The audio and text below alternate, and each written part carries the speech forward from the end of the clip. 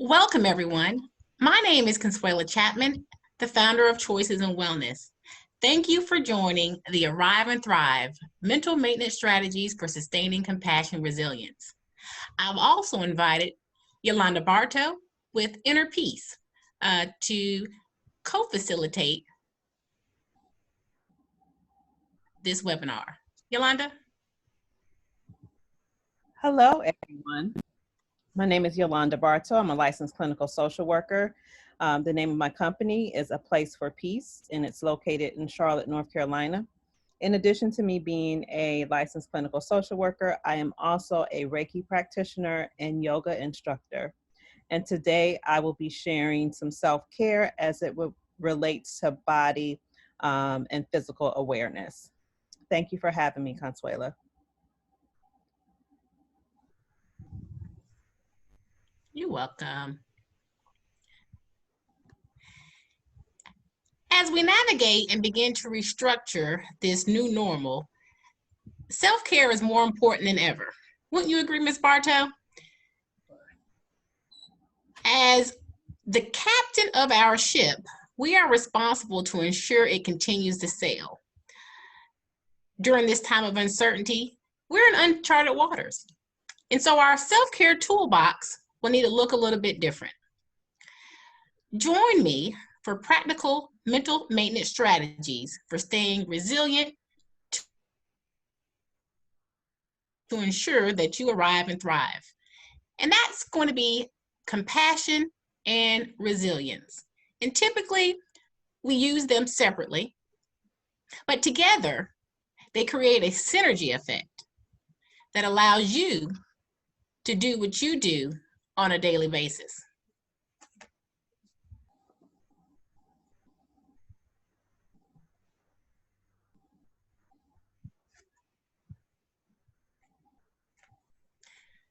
Let's speak briefly about the inner critic. The inner critic can be friend or foe. Oftentimes, when they're friendly, our inner critic helps keep us accountable. But when they're functioning as a foe, they can manifest and show up as negative self-talk, doubt, even belittling ourselves, which helps keep us stuck and can cause increased stress and anxiety. And it can even exacerbate feelings of compassion fatigue. What have you been telling yourself? Do any of these look familiar?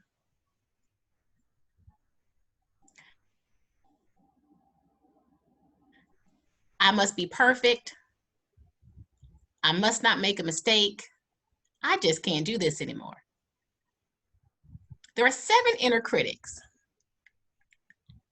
The first one, the perfectionist, is likely the most common. And then there's the inner controller, the taskmaster, the underminer, destroyer, guilt tripper, and molder. How do we tame our inner critic?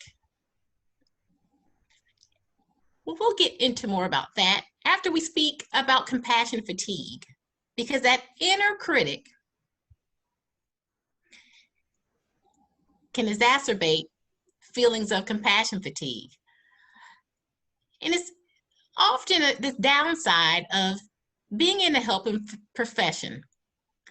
It can show up as exhaustion, irritability, impaired sleep, feelings of inequity, blaming others for their suffering, or even feeling burdened by the needs of those you're responsible for helping. And when we start feeling compassion fatigue, a lot of times individuals will engage in ineffective maladaptive by increasing their alcohol intake or engaging in unhealthy eating. Pretending that I'm fine can be detrimental.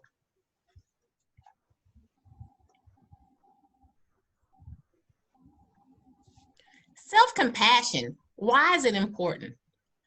We're going to hear from Kristen Nuff, an expert on self-compassion.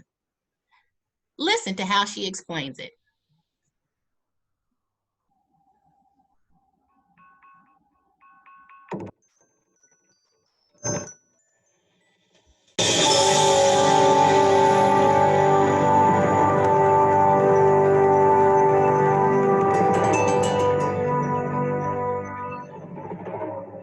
So how do I define self-compassion then? I really don't see the difference between compassion for self and others. I define them the exact same way. I argue that self-compassion has components of a sense of kindness, care, understanding for yourself versus judgment, a sense of common humanity versus feeling isolated and cut off from others. And then a sense of mindfulness, right? Being aware of the suffering that's occurring versus over-identification, which again, I'll just clarify this in one moment. Let's go through each one separately. Okay, so self-kindness versus self-judgment. Kindness is more than just hearts and flowers, okay? Kindness has a very active component to it. It means when you're kind to yourself, you really want to comfort yourself when you're suffering. You want to alleviate your suffering. You want to soothe yourself. Okay, it's a very active stance where I want to do whatever I can to help myself feel as good as possible in this moment. Okay. Common humanity, really framing one's own experience in light of the common human experience. It's very funny if I were to ask any of you, are you a human being? Are you a human being? Yes, of course. Is everyone else a human being? Yes, of course. Does everyone else suffer? Yes, of course. You would say that logically. But in the moment when you just blew it at work, or you had someone reject you, or something really bad happens in your life, what happens non-rationally is that we get very egocentric. We feel like, why me? This somehow has happened to me. I'm the only one who's messed up. I'm the only one who's going through that difficult time. And we feel really cut off from others. It's as if somehow when things go wrong, that's abnormal. This is not supposed to be this way. Something has gone wrong. But is that the case? Has anything gone wrong? Is anything abnormal? No. That's what life is. Life goes wrong. No one in here signed a contract before you got, born in this world saying, I would be perfect, my life would be perfect. And yet it's like, this is not the plan I signed up for. I'm pissed off about it, right? That's how we react. The problem with that, and there's a lot of problems with that, but one of the main things is when we feel isolated and cut off from others, physiologically, that's very frightening. If you think evolutionarily, one of the worst things that can happen to us is to be isolated from the group, because then we aren't safe. And it's interesting, this aspect of well-being, I don't think has been studied enough. This sense of, can we feel connected to others in our suffering? We feel isolated from others in our suffering. And I can tell you in the workshops I've conducted, especially the 8-week ones, at the end, I asked people what they got out of this the most. Almost every single person says common humanity. I realize it's not just me. It's not just me who judges myself. It's not just me who suffers like this. Very important to remember that this is the human experience. This is how things are supposed to be. Okay, nothing has gone wrong. Yes, it's painful, but it's normal, it's natural. And then this is where the mindfulness comes in. You have to be aware of your suffering in order to give it compassion. So mindfulness allows you not only to notice your suffering, but very important, and we'll talk about this more, to be with your suffering as it is. We don't like to be around suffering. If we could just get rid of pain, we'd do it. And we have lots of psychological mechanisms to avoid that, again, which I'll be talking about in a little bit. So self-compassion, wow, pain is occurring. Can I turn toward that? Can I be with that? And you actually need to do that to be able to give yourself the caring and support you need, right? Now, some people do say, come on, you have to notice your suffering. Isn't it like blindingly obvious I'm suffering? But it's often really not. The pain caused by self-judgment, I think in some ways that's some of the worst pain in all this experience. Constant, niggly pain. I'm not good enough. I'm not smart enough. I'm not this enough. I blew it. I'm this, I'm that. But often we're so lost in the role of self-critic we don't really stop to realize, oh my God, this is really, really hurting. You know, and in some ways it feels more comfortable to be the self-critic, because at least the self-critic isn't the person that messed up. You know, the self-critic knows you messed up. The part of you that feels really, you know, vulnerable and insecure and a failure. Often we don't give that sort of process as much attention. Okay, and then also very important, when things go wrong in our lives, very often we go straight into problem-solving mode. It's like, there's a problem. I don't want there to be a problem. Need to fix the problem, you know, immediately. And what happens is we go straight into problem-solving mode and don't stop to, again, turn towards the suffering and say, whew, this is really hard. This is difficult. I need a little care and compassion to get me through this. Then we really aren't at our best, at our most psychologically stable, when we go towards trying to fix that problem. Okay, so it's actually something you have to remind yourself to do before going straight into fixing problems. Just acknowledge and validate how difficult the situation is.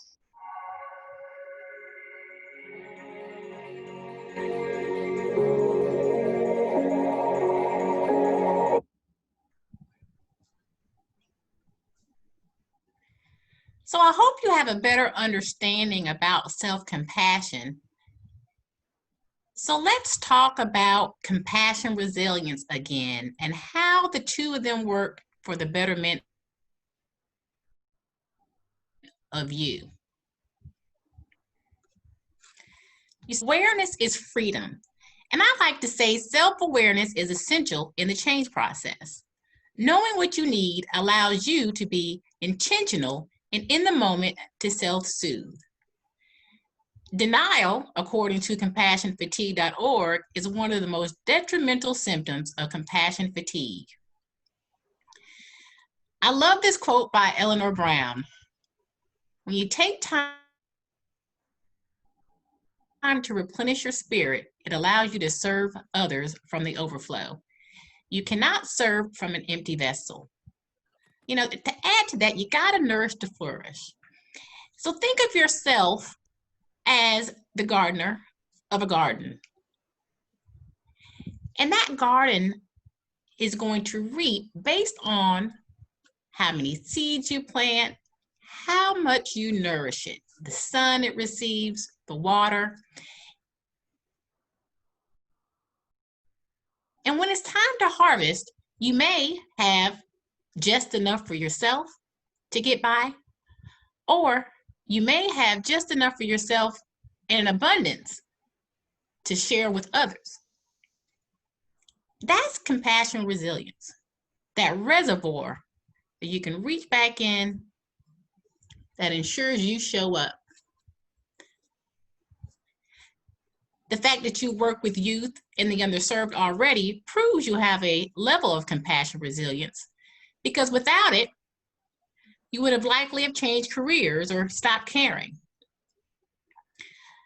So re-emphasizing, you can't pour from an empty cup. You have to take care of yourself first.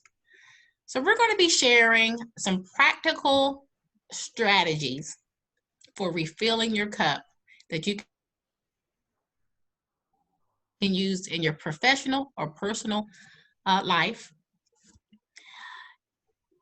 So let's prepare for a mindful moment.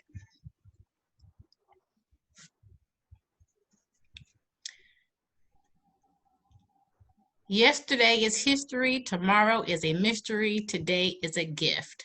That is why it's called the present. I love it.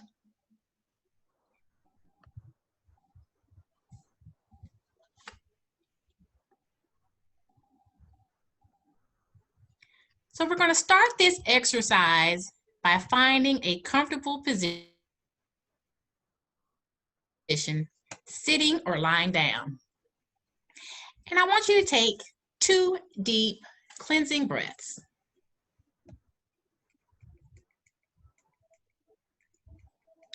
Imagine that you're looking up into the bright blue sky.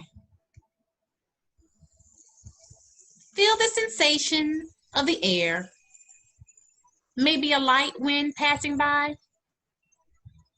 And you can feel that air move across your skin. Notice that there are large white puffy clouds that are moving from one side of the sky to the other. Follow the large white puffy clouds as they appear on the edge of your vision, move across the sky, and then pass out on your vision on the other side.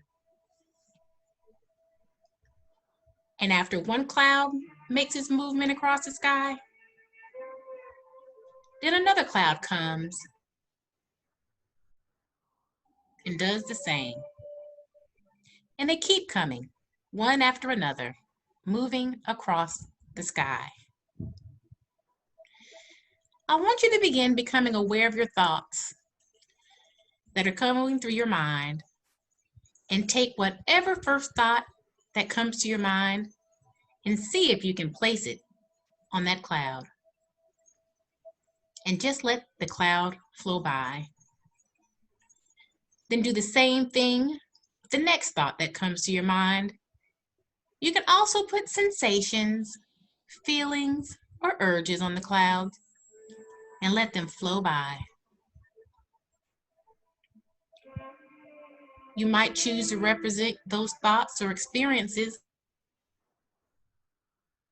as one word that you put on the cloud, or it might be an image or some other way of representing whatever it is you're experiencing right now. You see, there is no right or wrong way to do this. Simply practice noticing whatever is there for you. And in turn, placing each one on a cloud and letting it move past.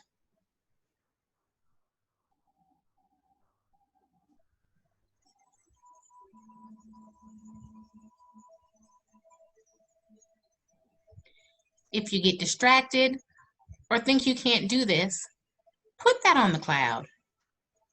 Watch it go by and return to the process.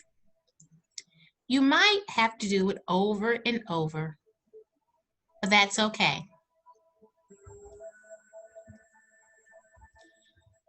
I want you to notice one last thought or experience and place it on the cloud. But this time, let the cloud trail while you bring your awareness back here to this moment. Notice any sensations in your body. Notice the sensations of breathing. Take 2 more deep cleansing breaths. And whenever you are ready, you can open your eyes and return your awareness to your surroundings.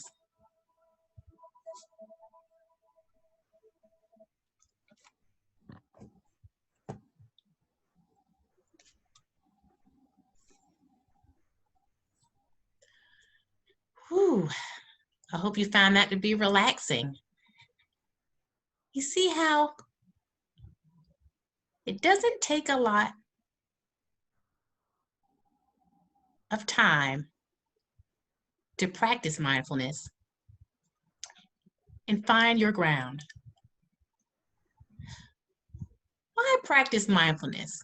Well, practicing for a few weeks can bring a variety of physical, psychological, and social benefits. Research shows it boosts your immune system, helps with focus, to tune out distractions, and also improves memory and attention skills. It increases positive emotions and reduces negative emotions and stress. And my favorite, it fosters compassion for others and ourselves.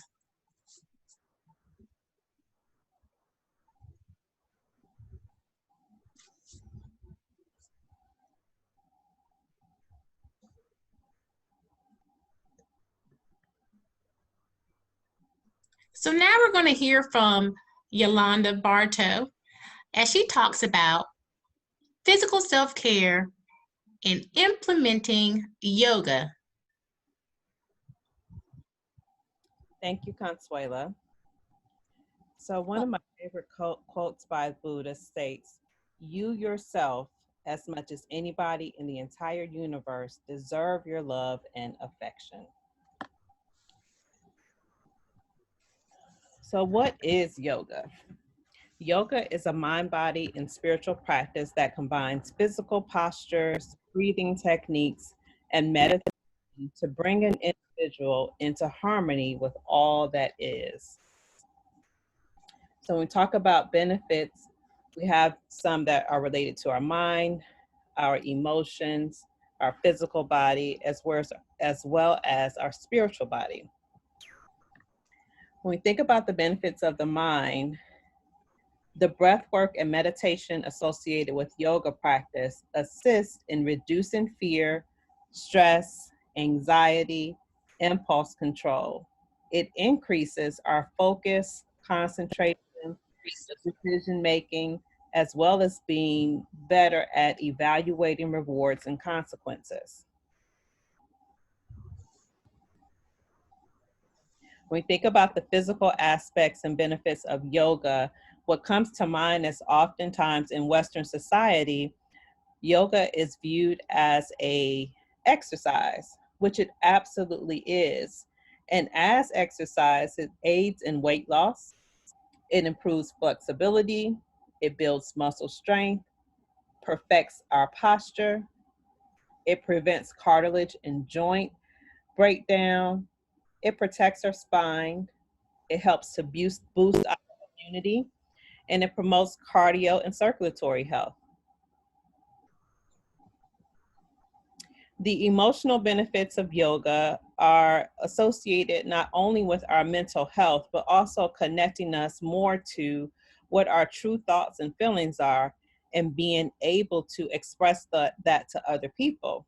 And as a result, what we experienced is counteracting the symptoms of depression, alleviating stress and anxiety, increasing our mood stabilization, assisting in developing a healthier and more mature standpoint, and it improves our relationship to self and others.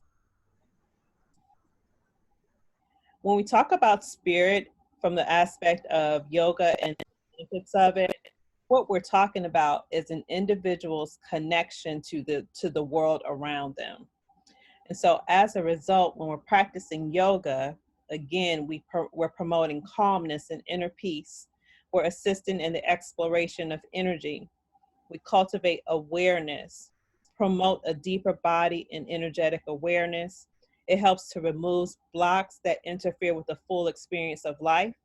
It aids in creativity, healing, and union, and it encourages self-care. What we understand is without self-care, we don't have anything that we can give to anyone else. We have to take care of ourselves first so that we can be present in the workplace, so that we can be present with family and friends.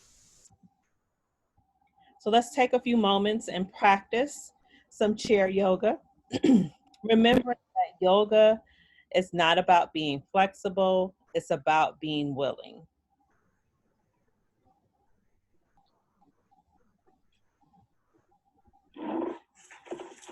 Welcome to today's chair yoga sequence. We are going to begin by setting our posture in the chair.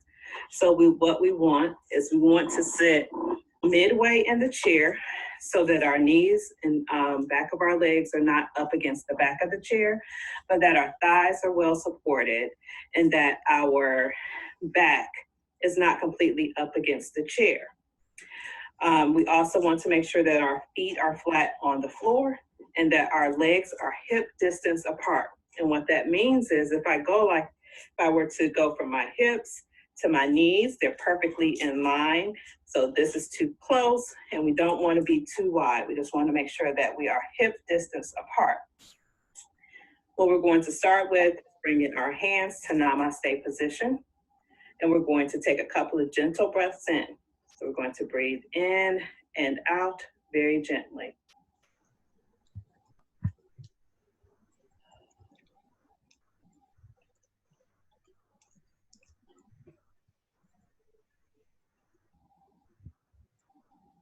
Then we will need to begin to rub our hands together.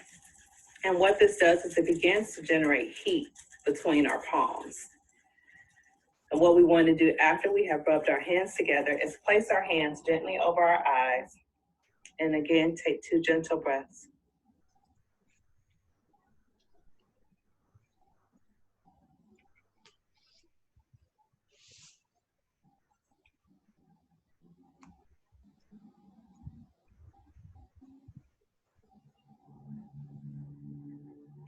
At this time, we're going to bring our hands to the top of our legs, and we're going to make sure that our back is straight, and we're going to do some neck bends. So what we're going to do is we're going to turn our head, neck twist, I'm sorry. We're going to turn our head to the right, come to center, turn our head to the left, and come back to center. And while we're doing this, we're going to put our breath with the movements. And what that does is it helps us to regulate our breathing, and it also increases the effects of the exercise. So what we want to do is inhale at center, exhale and turn our head. Inhale back to center. Exhale, turn our head to the left. Inhale back to center. Exhale to the right. Inhale to center. Exhale to the right. Inhale back to center. Exhale to the right. Inhale back to center. Exhale to the right. Inhale back to center. And then just bring your breathing back to a normal pattern of breathing. Our next move is going to be pulling our head back and looking at the center, and then coming down to our chest. Okay? So what we want to do in this instance with our breath is we're going to inhale and hold our head back and look. And we're also going to exhale here. And we're going to inhale, bring our head down, and exhale here. Inhale, look up at the ceiling. Exhale, stay. Inhale, look down. Exhale, stay. Inhale, look up at the ceiling. Exhale, stay. Inhale, look up at the ceiling, look down, I'm sorry. Exhale, stay. Inhale, bring your head to center. Now we're going to work on some arm lifts. So we're going to start with our arms here. Arms are on palms, and as we inhale, we're going to raise our arms over our head. And as we exhale, we're going to bring them down by our side. So we want to inhale up. Exhale, bring your hands down. Inhale up. Exhale, bring your arms down. Inhale up. Exhale, bring your arms down. Now we want to bring our arms out a little bit wider. So we're going to bring them down to our side, and we're going to do the same thing. So we're going to lift our arms on inhale and bring them down on exhale. So inhale up. Chest opens wide. Exhale, bring your arms down. Inhale, come up. Open that chest. Exhale, bring your arms down to the side. Inhale, bring those arms up again. Exhale, down to the side. One more time up. Inhale up. exhale down to the side. This time, I want you to take your left hand, hold the bottom of your chair. Again, making sure your feet are flat. We're going to take our right arm and we're going to lift it over our head and do a bit of a twist and let down on inhale. And exhale, we're going to come back to center. Going to inhale up. Exhale, come back to center. Inhale up again. Exhale, come back to center. And on this next inhale, we're going to stay. So we're going to inhale up, exhale, and stay here. Inhale again. Exhale, and come down. Now hold your chair with your right hand, and we're going to do the same thing on the opposite side.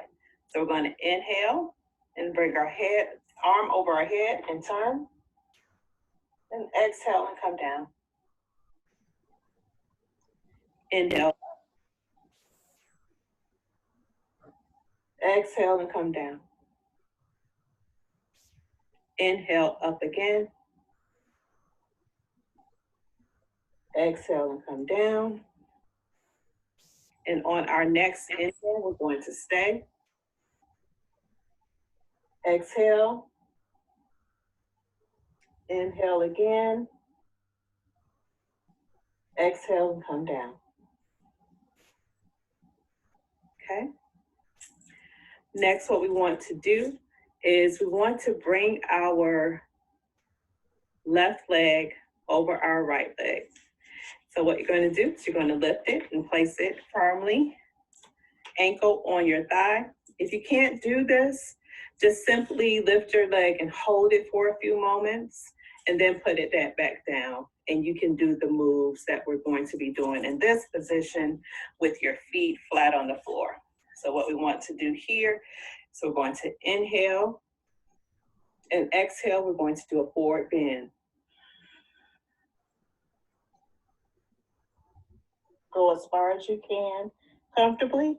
Inhale and come up. Do not feel like you have to go all the way. So as far as your body will take you. So inhale and forward bend. Exhale and come up. Inhale, forward bend. Exhale and come up. One more time. Inhale, forward bend. Exhale and come up. And then we're going to place that leg back on the floor and do the same thing on the opposite side. So again, if you can't put your leg on your other leg, what you're going to do is just simply hold it for a few seconds and then put it back down. For those of you who can, place your right leg on your left thigh. And we're going to do the same thing. So we're going to inhale here and forward bend on that. Inhale, forward bend, and exhale and come up. So inhale and go down. Exhale and come up. Inhale, forward bend. Exhale and come up. Inhale, forward bend again. Exhale and come up. We're going to place our foot back down. And our next forward bend is just going to be us bending over and touching our toes if we can. So we're going to inhale, forward bend. Exhale, come up. Inhale, forward bend. Exhale and come up. We want to try to keep our legs straight. If you notice, mine went out a little bit. We want to try to keep them straight. So inhale, forward bend. Exhale and come up. So our next move is going to be a leg lift. And so we're just going to lift our leg up on inhale and place it back down on exhale. So if you can use your hands as assistants, or you can simply place your hands on the side of your chair and do it on your own. So we're going to inhale and lift our leg up to our stomach, exhale and come down. Inhale, lift your leg up. Exhale, place it on the floor. Inhale, a leg up again. Exhale, place it on the floor. Then move to our right leg. So again, if you need to, you can use your hands, lift your leg up on inhale. Exhale, place it back down. Inhale, lift that leg up. Exhale, place it back down. Inhale, lift your leg up. Exhale, place it back down. And while you're doing these moves, you want to make sure that you're not rocking back and forth with it, that you're keeping your back straight and you're just simply lifting your leg and placing it back down. Okay? So at this time, we are going to just do a little bit of breathing awareness, just to get ourselves centered again after that movement that we just did. So place your hands on your thighs. If you would like, you can scoot back in your chair and have your back rest on the back of your chair, or you can sit up with your feet flat. I want you to close your eyes if it feels safe for you to do so. If not, you can focus gently on the floor or an object in front of you. I just want you to breathe in, noticing any sounds that you may be hearing outside of the room that you're in. With intention, bring your awareness to these sounds that may be happening in the room that you're in.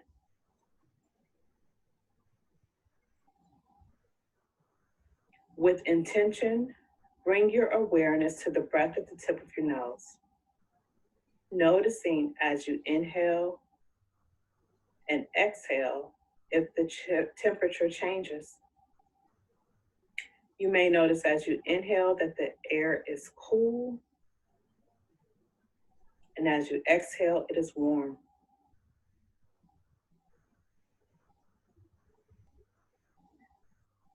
Bring your awareness to your breath at the center of your chest.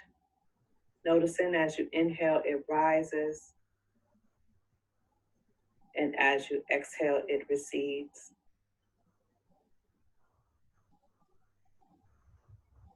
Stay there for 2 more breaths. Inhale and exhale at your chest.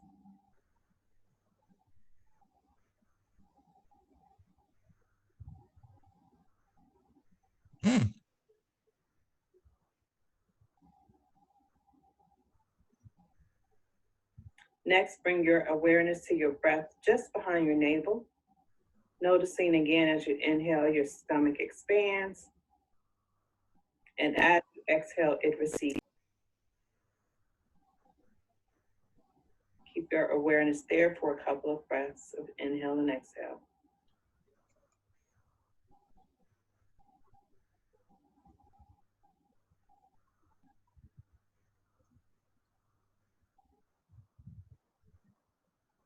Begin to think of your breath as an ocean wave. As you inhale, the air enters your nose, your chest rises and your stomach rises. And as you exhale, your stomach recedes, your chest recedes, and the breath comes up and out. Follow that path of breathing for a couple of cycles of breath. Inhale, chest rises, stomach rises. Exhale, stomach recedes, chest recedes, breath comes up and out. Inhale again.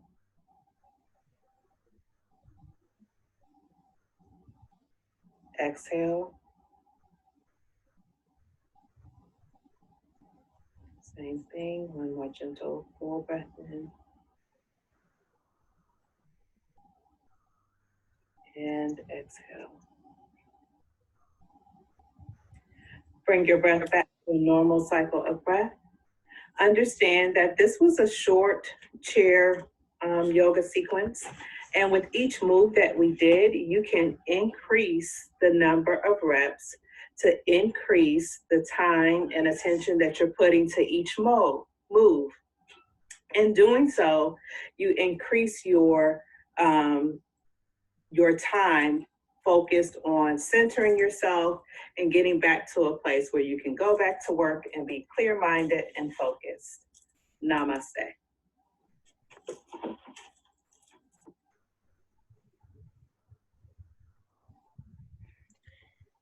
Thank you, Yolanda. How do you guys feel? Awesome. I told you were in for a treat. So let's engage in a mindful moment. Let's do a self-check first. How are you feeling?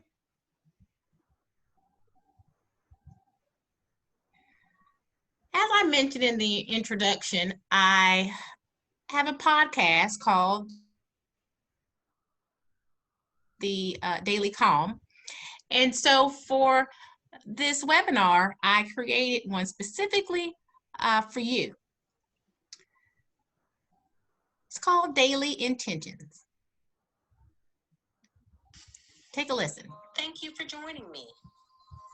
And thank yourself for doing something good for you. I put together a list of affirmations that I feel have the ability to inspire, encourage, and empower you this morning, this afternoon, or this evening.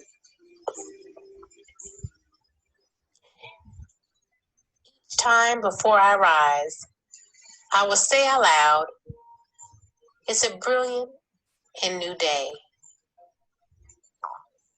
I will set the intent of positivity and peace as I will focus on the good and the positives within myself, others, and the world.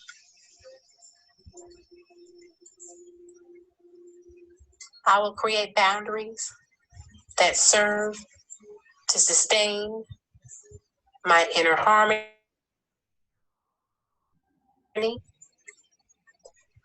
I will not allow outside circumstances out of my control to waver my hope for the future. I will honor my life and the life of others who don't look like me. I will be purposeful in achieving the life I deserve. I will be diligent in advocating for the lives of others. I will make time for me to refuel, to renew, to recharge.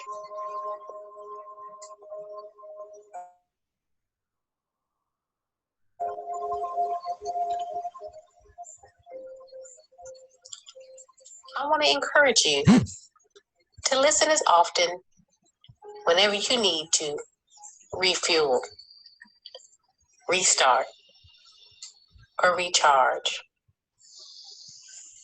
Sometimes we need a little reminder.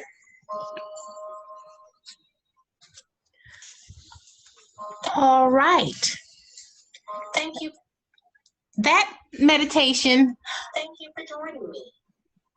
along with others, can be found on my podcast. That's on Anchor, Spotify, Apple Podcasts, Google Podcasts. There's poems that I've written, excerpts, all with the intention of providing peace, and compassion. So when we think about compassion, it's finding what works for you.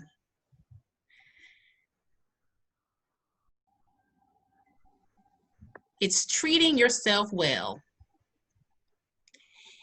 It is my hope and my sincere desire that you've enjoyed today's webinar and you feel more equipped to navigate these uncharted waters with more confidence, courage, and inner peace. Again, thank you for joining me, and thank you for doing something good for you. This is the final slide, and it has some of our most useful apps that we enjoy sharing with our clients and using for our personal use as well. Take care.